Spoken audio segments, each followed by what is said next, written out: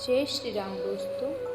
मैं हूँ प्रिया राजपुरोहित और आपका स्वागत करती हूँ मेरे YouTube चैनल परी की डायरी में। आज मैं आपको सुनाने जा रही हूँ रामायण कथा का भाग 41। समुद्र पार वानर सेना कैसे गई थी लंका और समुद्र पर पुल कैसे बांधा था। कथा शुरू करने से पहले आप सबसे एक छोटी सी रिक्वेस्ट है, मेरे YouTube चैनल पर पहली बार विजिट किया है तो चैनल को सब्सक्राइब करें, लाइक करें, शेयर करें और कमेंट में जय श्री राम जरूर लिखें। आइए कथा शुरू करते हैं। इसी के साथ होता है युद्ध कांड की शुरुआत। समुद्र पार करने की चिंता हनुमान के मुख से सीता का समाचार पाकर रामचंद्र जी अत्यंत प्रसन्न हुए और कहने लगे, हनुमान ने बहुत भारी कार्य किया है। भूतल पर ऐसा कार्य होना कठिन है। इस महासागर को लांघ सकने की क्षमता गरुड़, वायु और हनुमान को छोड़कर किसी दूसरे में नहीं है। देवताओं, राक्षसों, यक्षों, गंधर्वों तथा दैत्यों द्वारा रक्षित लंका में प्रवेश करके उसमें से सुरक्षित निकल कर आना केवल हनुमान के लिए ही संभव है। इन्होंने समुद्र लांघने आदि कार्य के द्वारा अपने पराक्रम के अनुरूप बल प्रकट करके एक सच्चे सेवक के योग्य सुग्रीव का बहुत बड़ा कार्य संपन्न किया है। स्वामी द्वारा दिए गए कार्य को सेवक उत्साह तथा लगन से पूरा करे तो वह श्रेष्ठ होता है। जो सेवक कार्य तो पूर्ण कर दे किंतु बिना किसी उत्साह के पूरा करे वह मध्यम होता है और आज्ञा पाकर भी कार्य न करने वाला सेवक अधम कहलाता है। हनुमान ने स्वामी के एक कार्य में नियुक्त होकर उसके साथ ही दूसरे महत्वपूर्ण कार्यों को भी पूरा किया है और सुग्रीव को पूर्णतः संतुष्ट कर दिया है। आज मेरे पास पुरस्कार देने योग्य वस्तु का अभाव है। यह बात मेरे मन कसक उत्पन्न कर रही है कि यहाँ जिसने मुझे ऐसा प्रिय संवाद सुनाया उसका मैं कोई वैसा ही प्रिय कार्य नहीं कर पा रहा हूँ। अतः इस समय मैं इन महात्मा हनुमान को केवल अपना प्रगाढ़ आलिंगन प्रदान अपना सर्वस्व इसे समर्पित करता हूँ। ऐसा कहते कहते श्री रामचंद्र जी के अंग प्रत्यंग प्रेम से पुलकित हो गए और उन्होंने अपनी आज्ञा के पालन में सफलता पाकर लौटे हुए पवित्रात्मा हनुमान जी को हृदय से लगा लिया। फिर थोड़ी देर तक विचार करके रामचंद्र जी ने सुग्रीव से कहा, हे वानरराज, जानकी की खोज का कार्य तो संपन्न हो गया किंतु समुद्र की पार जाने का विचार करके मेरे मन का उत्साह पुनः नष्ट हो रहा है। महान जलराशि से परिपूर्ण समुद्र को पार करना अत्यंत कठिन है। ये कार्य कैसे हो पाएगा? राम को इस प्रकार चिंतित देख सुग्रीव ने कहा, वीरवर, आप दूसरे साधारण मनुष्यों की भांति क्यों संताप कर रहे हैं? जैसे पुरुष सौहार्द को त्याग देता है उसी प्रकार से आप भी इस संताप को त्याग दें। जब सीता जी का पता लग गया है तो मुझे आपके इस दुख और चिंता का कोई कारण नहीं दिखाई देता है। मेरी वानर सेना की वीरता और पराक्रम के सामने ये समुद्र बाधा बनकर खड़ा नहीं हो सकता। हम समुद्र पर पुल बनाकर उसे पार करेंगे। परिश्रम और उद्योग से कौन सा कार्य सिद्ध नहीं हो सकता। हमें कायरों की भांति समुद्र को बाधा मान निराश होकर नहीं बैठना चाहिए। सुग्रीव के उत्साहपूर्ण शब्दों से संतुष्ट होकर राघव हनुमान से बोले, हे वीर हनुमान, कपिराज सुग्रीव की पुल बनाने की योजना से मैं सहमत हूँ। यह कार्य शीघ्र आरंभ हो जाए ऐसी व्यवस्था तो सुग्रीव ही कर देंगे। इस बीच से तुम मुझे रावण की सेना, उसकी शक्ति, युद्ध कौशल, दुर्गों आदि के विषय में विस्तार से जानकारी दो। मुझे विश्वास है कि तुमने इन सारी बातों का अवश्य विस्तार पूर्वक अध्ययन किया होगा। तुम्हारी क्षमता पर मुझे पूर्ण विश्वास है। रघुनाथ जी का आदेश पाकर पवन पुत्र हनुमान ने कहा, हे सीतापति, लंका जितनी ऐश्वर्य तथा समृद्धि से युक्त है, उतनी ही वह विलासिता में डूबी हुई भी है। सैनिक शक्ति उसकी महत्वपूर्ण है।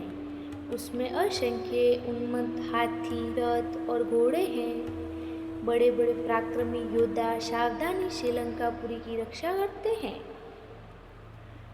उस विशाल नगरी के 4 बड़े बड़े द्वार हैं। प्रत्येक द्वार पर ऐसे शक्तिशाली यंत्र लगे हुए हैं जो लाखों की संख्या में आक्रमण करने वाले शत्रु सैनिकों को भी द्वार से दूर रखने की क्षमता रखते हैं। इसके अतिरिक्त प्रत्येक द्वार पर अनेक बड़ी बड़ी शतंगनी तोपें रखी हुई हैं जो विशाल गोले छोड़कर अपनी अग्नि से समुद्र जैसी विशाल सेना को नष्ट करने की सामर्थ्य रखती हैं। लंका को और भी अधिक सुरक्षित रखने के लिए उसके चारों ओर अभेद स्वर्ण का परकोटा खींचा गया है। परकोटे के साथ साथ गहरी खाई खुदी हुई है जो अगाध जल से भरी हुई है। उस जल में नरक मकर जैसे भयानक हिंसक जल जीव निवास करते हैं। परकोटे पर थोड़े थोड़े अंतर से बुर्जे बने हुए हैं। उन पर विभिन्न प्रकार के विचित्र किंतु शक्तिशाली यंत्र रखे हुए हैं। यदि किसी प्रकार से शत्रु के सैनिक परकोटे पर चढ़ने में सफल हो भी जाए तो ये यंत्र अपनी चमत्कारिक शक्ति से उन्हें खाई में धकेल देते हैं। लंका के पूर्वी द्वार पर 10 सहस्त्र पराक्रमी योद्धा शूल तथा खड्ग लिए सतर्कता पूर्वक पहरा देते हैं। दक्षिण द्वार पर 1 लाख योद्धा अस्त्र शस्त्रों से सुसज्जित होकर सदैव सावधानी की मुद्रा में खड़े रहते हैं। उत्तर और पश्चिम के द्वारों पर भी सुरक्षा की ऐसी ही व्यवस्था है। इतना सब कुछ होते हुए भी आपकी कृपा से मैंने उनकी शक्ति काफी क्षीण कर दी है, क्योंकि जब रावण ने मेरी पूंछ में कपड़ा लपेटकर आग लगवा दी थी तो मैंने उसी जलती हुई पूंछ से लंका के दुर्गों तो समूल नष्ट कर दिया।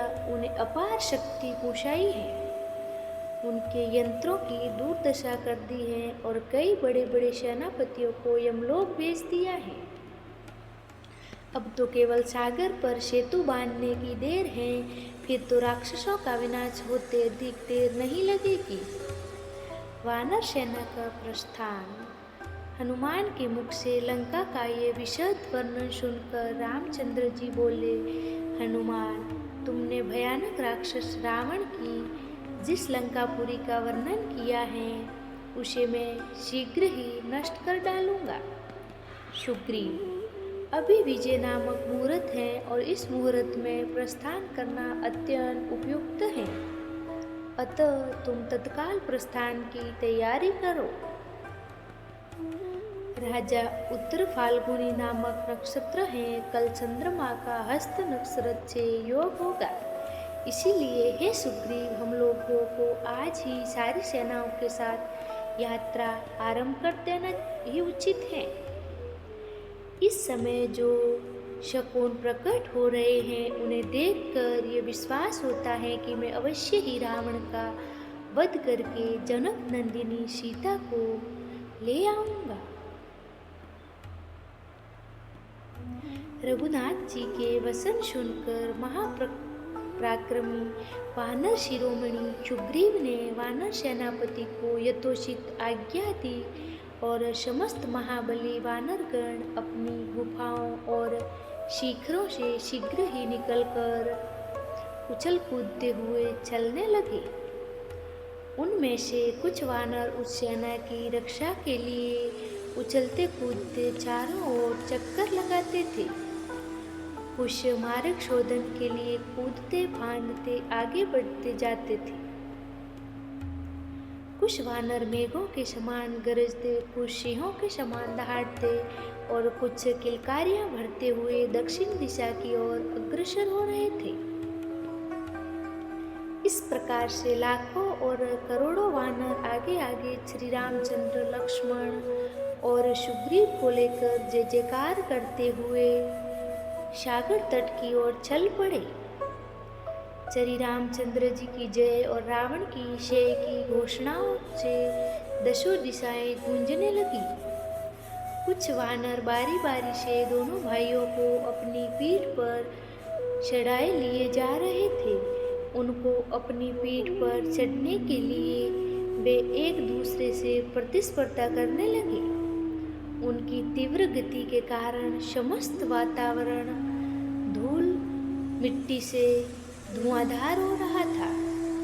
अंबर धूमिल हो गया था और आकाश में चमकता हुए सूर्य भी फीका पड़ गया था। जब वह सेना नदी नालों को पार करती तो उनके प्रवाह भी उनके कारण प्रवर्तित हो जाते थे। चारों ओर वानर ही वानर दिखाई देते थे। वे एक मार्ग में कहीं विश्राम करने के लिए भी एक क्षण को नहीं ठहरते थे। उनके मन मस्तिष्क पर केवल रावण छाया हुआ था। वे सोचते थे कि कब लंका पहुँचे और कब राक्षसों का संहार करें। इस प्रकार राक्षसों के संहार की कल्पना में ही लीन यह विशाल वानर सेना समुद्र तट पर जा पहुंची। अब वे उस क्षण की कल्पना करने लगे जब वे समुद्र पार करके दुष्ट रावण की लंका में प्रवेश करके अपने अद्भुत पराक्रम का प्रदर्शन करेंगे। सागर के तट पर एक स्वस्थ शिला पर बैठे राम सुग्रीव से बोले, हे सुग्रीव, हम सागर के तट तो पहुँच गए। अभी यहाँ मन में फिर ये वही चिंता उत्पन्न हो गई कि इस विशाल सागर को कैसे पार किया जाएगा। अपनी सेना की सामने यही डालकर हमें इस समुद्र को पार करने का उपाय सोचना चाहिए। इधर जब तक हम इसका उपाय ढूंढें, तुम अपने गुप्तचरों को सावधान कर दो कि वे शत्रु की गतिविधियों के प्रति श्रेष्ठ रहे।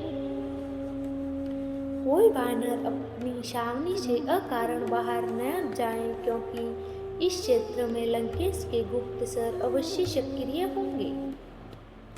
रामचंद्र जी के निर्देशानुसार समुद्र तट पर छावनी डाल दी गई। समुद्र की उतंग तरंगे आकाश का चुंबन कर अपने विराट रूप का प्रदर्शन कर रहा था। संपूर्ण वातावरण जलमय प्रतीत होता था। आकाश में चमकने वाला नक्षत्र समुदाय सागर में प्रतिबिंब होकर समुद्र को ही आकाश का प्रतिरूप बना रहा था। वानर समुदाय समुद्र की छवि को आश्चर्य, कौतुक और आशंका से देख रहा था। लंका में राक्षसी मंत्रणा। इंद्रतुल्य पराक्रमी हनुमान जी ने लंका में जो अत्यंत भयावह घोर कर्म किया था, उसे देखकर राक्षस राज रावण को बड़ी लज्जा और ग्लानि हुई। उसने समस्त प्रमुख राक्षसों को बुलाकर कहा, निशाचरों, एकमात्र वानर हनुमान अकेला इस दुर्दमपुरी में घुस आया। उसने इसे तहस नहस कर डाला और जनक कुमारी सीता से भेंट भी कर लिया। सूचना मिली है कि राम शस्त्र धीर वीर वानरों के साथ लंकापुरी पर आक्रमण करने के लिए आ रहे हैं। ये बात भी भली भांति स्पष्ट हो चुकी है कि वे रघुवंशी राम अपने समुचित बल के द्वारा भाई, सेना और सेवकों सहित सुखपूर्वक समुद्र को पार कर लेंगे। ऐसी स्थिति में वानरों से विरोध आ पड़ने पर नगर और सेना के लिए जो भी हितकर हो वैसे सलाह आप लोग दीजिए। राक्षस बलवान तो बहुत थे, किंतु न तो उन्हें नीति का ज्ञान था और न ही वे शत्रु पक्ष के बलाबल को समझते थे। इसीलिए वे कहने लगे, राजन, आप व्यर्थ ही भयभीत हो रहे हैं। आपने नागों और गंधर्वों को भी युद्ध में परास्त कर दिया है। दानवराज मय ने आपसे भयभीत होकर अपनी कन्या आपको समर्पित कर दी थी। मधु नामक दैत्य को आपने जिंदा है। आपके पुत्र मेघनाथ ने देवताओं के आधिपत्य इंद्र पर विजय प्राप्त करके इंद्रजीत की उपाधि प्राप्त की है। साधारण नर और वानरों से प्राप्त हुई इस आपत्ति के विषय में चिंता करना आपके लिए उचित नहीं है।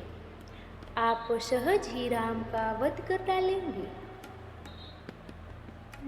रावण के समक्ष प्रहस्त, दुर्मुख, वज्रदंड, निकुंभ, वज्रहनु आदि प्रमुख राक्षसों शत्रु सेना को मार गिराने के लिए अत्यंत उत्साह दिखाया। उनके उत्साह हर्षवर्धक वचन सुनकर रावण अत्यंत प्रसन्न हुआ और उनकी हाँ में हाँ मिलाने लगा। मंत्रियों को रावण की हाँ में हाँ मिलाता देख विभीषण ने हाथ जोड़कर कहा, हे तात, जो मनोरथ साम दाम और भेद से सिद्ध न हो सके, उसकी प्राप्ति के लिए नीति शास्त्र का आश्रय लेना चाहिए। हे रावण, अस्थिर बुद्धि, व्याधिग्रस्त आदि लोगों पर बल का प्रयोग करके कार्य सिद्ध करना चाहिए। परंतु राम न तो अस्थिर बुद्धि है और न ही व्याधिग्रस्त है, वह तो दृढ़ निश्चय के साथ आपसे युद्ध करने के लिए आया है। इसीलिए उस पर विजय प्राप्त करना सरल नहीं है। क्या हम जानते थे कि एक छोटा सा वानर हनुमान इतना विशाल सागर पार करके लंका में घुस आएगा? परंतु वह केवल आया ही नहीं, लंका का भी विध्वंस करके गया।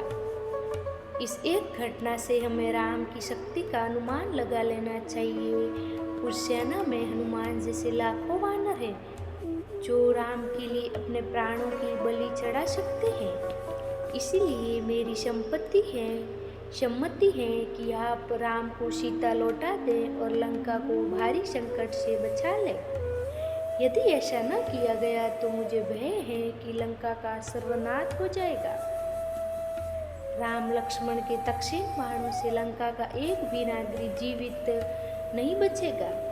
आप मेरे प्रस्ताव पर गंभीरता से विचार करें, यह मेरा निवेदन है। विभीषण की बात सुनकर राक्षस राज रावण उन सभी सभासदों को विदा करके अपने महल में चला गया। आई होप कथा सुनने में आपको अच्छी लग रही होगी। कथा सुनने में अच्छी लगी हो तो मेरे यूट्यूब चैनल परी की डायरी को सब्सक्राइब करें, लाइक करें, शेयर करें और कमेंट में जय श्री राम जरूर लिखें। आगे का पार्ट देखने के लिए जुड़े रहें। तब तक धन्यवाद। जय श्री राम।